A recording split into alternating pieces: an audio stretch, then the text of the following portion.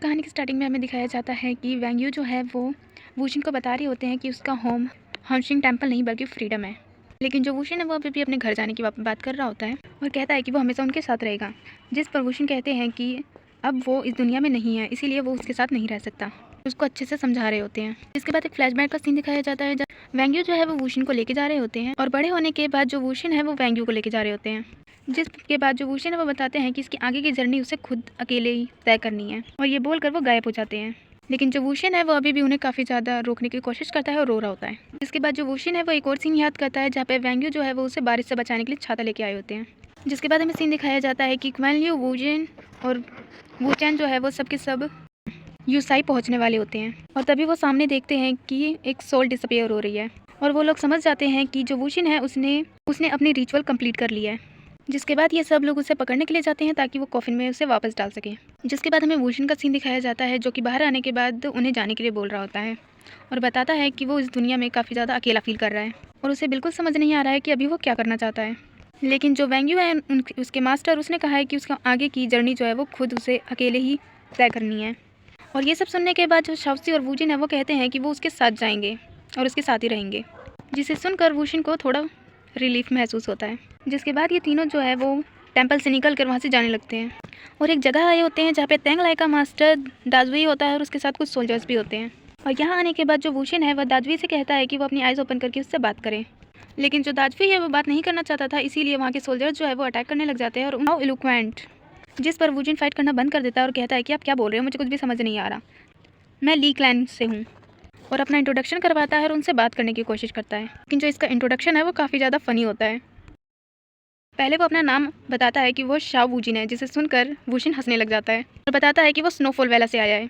जिस पर जो दाजवी था कि मैंने गलती से मिस्टेक कर दिया था इसीलिए। जिसके बाद जो दाजवी है वो उसे रियल नाम बताने के लिए कहता है और जो वूजिन है वो बताता है कि वो स्नोफॉल वेला माउंटेन से आया है और उसका नाम शाओ वूशिन है। और उसकी ऐसी बकवास सुन के जो शाओसी है वो कहता है कि क्या तुम उसे जाके रोकने नहीं वाले।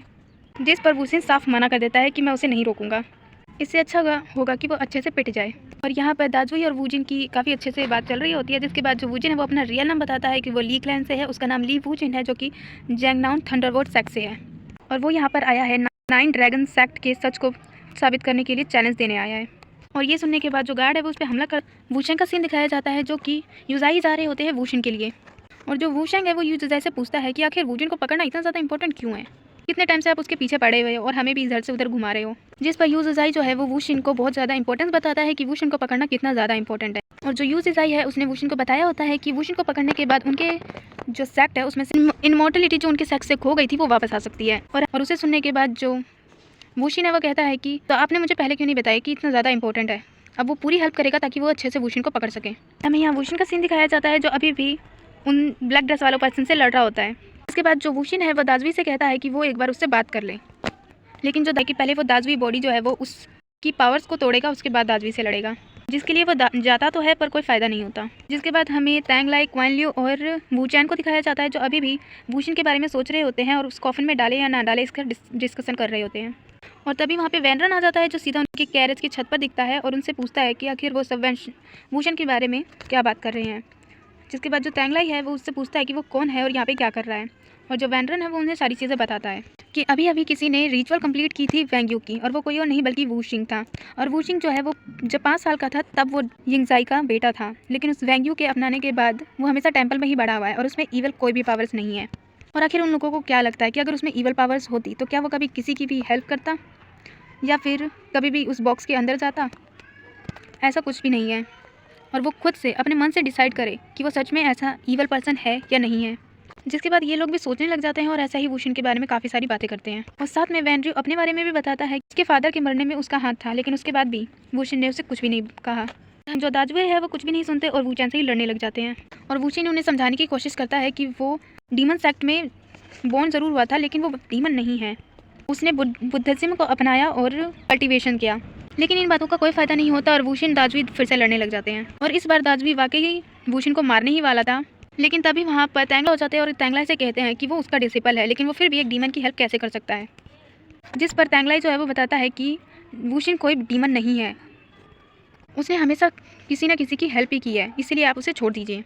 और बाकी सभी लोग भी दाजवी को समझाने की कोशिश करते हैं कि जो वूशिन है वो इवल नहीं है, लेकिन दाजवी कुछ भी नहीं सुनते हैं और उन सभी पे चिल्लाने लग जाते हैं आखिर वो सब लोग एक डीमन की हेल्प कैसे कर सकते हैं। लेकिन तभी जो साउसी है वो उसे ध्यान से देखता है और कहता है कि दाजवी के साथ कुछ तो गलत है। और हमें दाजवी को दिखाया जाता है जिनकी आइज़ बिल्कुल रेड हो चुकी होती है और वो अपनी पावर्स को काबू नहीं कर पा रहे होते हैं और वो अपने ही सभी सोल्जर्स की पावर्स को भी खींचने लग जाते हैं। और ये सब देखकर जो वूशिंग है वो काफ़ी ज़्यादा हैरान होता है। और यहाँ पे दाजवी जो है वो अभी भी वूशिन के फादर ये डिंगजाई का नाम लेकर उसे मारने के लिए बोल रहे होते हैं, जिसके बाद ये तीनों वहाँ पर दाजवी से लड़ने जाते हैं, लेकिन तीनों ही हार जाते हैं क्योंकि दाजवी की पावर्स बहुत ज़्यादा बढ़ चुकी होती हैं। जिसके बाद वहाँ पे वूशिन आता है और अपनी सीक्रेट आर्ट का यूज़ करता है और उनके अंदर से जो डीमन एनर्जी है उन्हें एब्जॉर्ब कर लेता है ताकि वो किसी को और ना मारे और बताता है कि ये मेरी फादर की पावर्स की वजह से ऐसा हुए हैं। एज अ सन मेरी फादर की गलती को ठीक करना मेरा काम है। और जो दाजवी है वो कह रहे होते हैं कि वूशिन मुझे छोड़ दो और पता नहीं इस मार्शल आर्ट का क्या नाम है जो तुम मुझ पर यूज़ कर रहे हो। जिस पर वूशिन बताता है कि बुक में जो इसका नाम था वो डिस्ट्रॉय हो चुका है, इसीलिए मैंने खुद से ही इसका नाम रख दिया एज द कंपासन। जिसके बाद हमें थोड़ी देर बाद का सीन दिखाया जाता है जहाँ पे दाजवी के अंदर से सारी ईमन एनर्जी जो है वो निकल चुकी होती है और उसके बाद ही जो वूशिन है वो बेहोश होने लग जाता है, जिसे शास्त्र पे नाम दिखाया जाता है जैंग।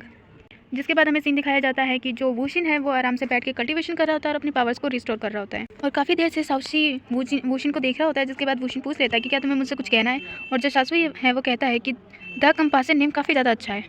जिस पर वूशिन स्माइल करता है क्योंकि पहले उसने रकहासा नाम जो है उसे बेकार बोला था।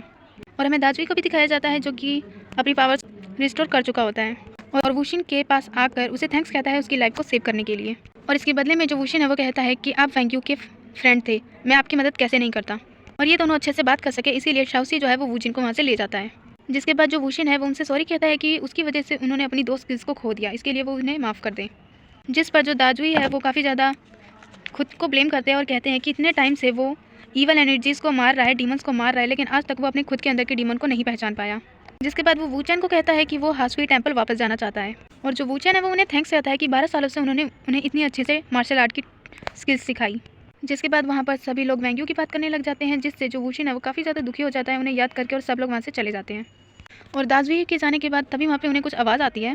तो जब वो सब लोग बाहर आके देखते हैं तो वहाँ पे यू जिजाई और वूशैंग आए होते हैं और उनसे तैंगलाई लड़ाई करने के लिए कहता है कि वो यहाँ से चुपचाप जो है वो ख़राब हो गए थे। जिसके बाद जो शाओसी है वो वूजिन से मिंग हाओ और युंजी से फाइट के सीन को याद करवाता है और बताता है कि वहाँ पर उसे सबसे अच्छा क्या लगा था।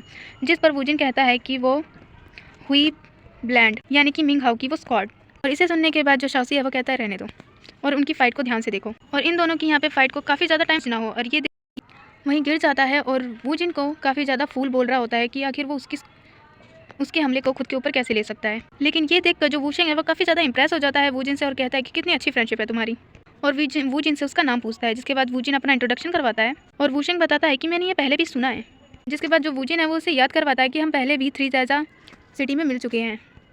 जिस पर जो वूशिन है वो कहता है कि हाँ, अगली बार से मैं तुम्हारा नाम हमेशा याद रखूँगा। और जो यूजिदाई है वो वूशिंग को कहता है कि आखिर वो फाइट करना रुक क्यों गया, और वूशिंग कहता है कि वो बोर हो चुका था फाइट करके।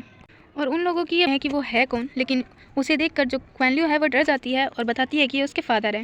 जिसके बाद सभी लोग इसके बारे में बात कर रहे होते हैं और हमें इस पर्सन का इंट्रोडक्शन करवाया जाता है कि इसका नाम सी कोंग चैंगफैंग है सुनियान सिटी का। और इन्हें देखने के बाद जो वूजिन है वो कहता है कि द सुनियान सिटी का थर्ड लॉर्ड, और ऐसा बोलकर काफ़ी ज़्यादा स्माइल कर रहा होता है। और साउसी उसे रोक रहा होता है। साउसी उन्हें कहता है कि वो इस तरह उसे देखना बंद करे, वो सभी को एम्बेरस फील करवा रहा है। जिसके बाद जो चैंगफैंग है वो कहता है कि तुम मुझसे पूछ रहे थे कि मैं कौन हूँ, क्या तुम भूल गए हो मार्शल आर्ट के वर्ल्ड में बहुत सारे लोग हैं। मुझे जहाँ तक याद है कि तुम वुनियान सिटी के हो और इसीलिए वहाँ पे वापस चले जाओ। यहाँ पर टाइम वेस्ट करके कोई फ़ायदा नहीं है, जाके मेरा मैसेज सोंग युन हाई को दे देना। जिस पर वूशंग कहता है कि वो उनका मैसेज दे देगा। इसके बाद चैंगसन कहते हैं कि तुम्हारी फाइटिंग स्किल कमाल की है, आई होप हम बाद में मिलेंगे। जिस पर वूशन कहता है कि हम बाद में मिलेंगे और मैं वूशन के रिकवर हो जाने के बाद हम वापस से फाइट करेंगे।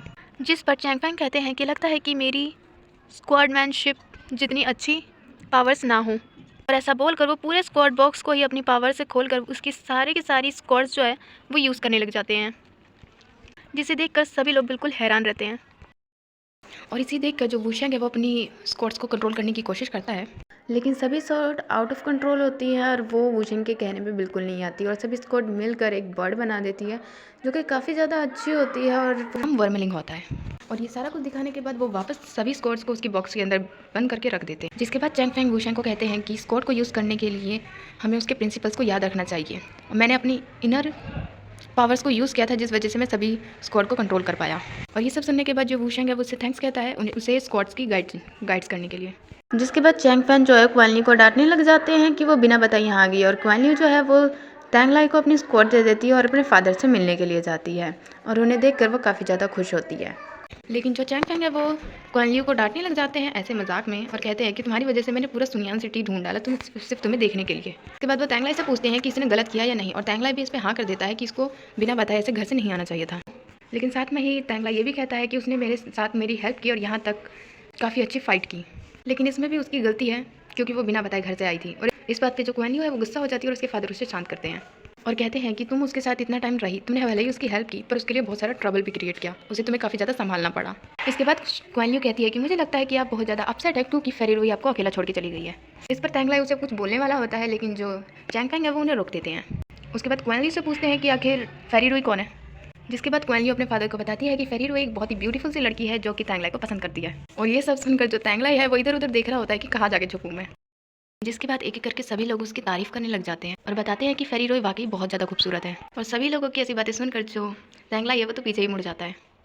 जिसके बाद जो वूजिन है वो चैंग फाई के पास आता है और उसे अपना इंट्रोडक्शन देता है, और उसे देखकर जो चैंग फाई है वो कहता है कि मुझे लगता है आज के लिए तुमने मुझे बहुत ज़्यादा देख लिया है। जिसके बाद जो वूचैन है वो वूशिन से मिलवाता है और बताता है कि ये वैंग यू का डिसिपल है। जिस पर चैंग फैंग कहते हैं कि मुझे पता है, मैं यहाँ अपनी कुछ रीजंस की वजह से आया हूँ।